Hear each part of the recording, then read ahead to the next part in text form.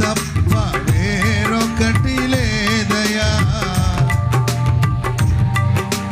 నేనుంటే చాలయ్యా.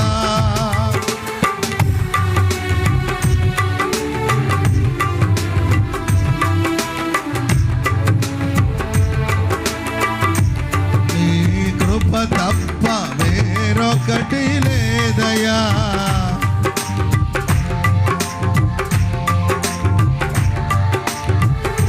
బహుకాలముగా నీ కృప నాయ. హల్లెలూయా.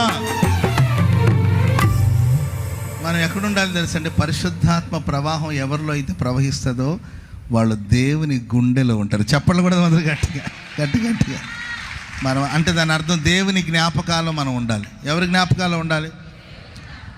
నన్ను జ్ఞాపకం చేసుకోండి, మనుషులు కాదు. నేను గుర్తున్నానా నీకు? అసలు నీకు నన్ను కొంతమంది అడుగు, నేను నీకు గుర్తున్నానా అంటుంటారు. ఎవరమ్మా నీకు మర్చిపోయాను నేను. చాలామంది కాదండి, నేను గుర్తున్నానా నీకు అంటే గుర్తున్నట్టే ఉన్నారంటే కరెక్ట్గా చెప్పు గుర్తున్నానా నేనంటే ఎక్కడో చూసానంటున్నా. అసలు నేను గుర్తున్నానా నీకు అంటుంటారు. గుర్తున్నారు మా మర్చిపోయి. ఎందుకు మర్చిపోతాం అంటే నేను మీ విశ్వాసినే, మీ గొర్రెనే. గొర్రెలా కనబడలేదు, నువ్వు బర్రెలా కనబడుతున్నావు. వస్తారమ్మా మీరు ప్రార్థనకి అని వెంటనే మా పీటర్ ఈ తెలుసా నీకంటే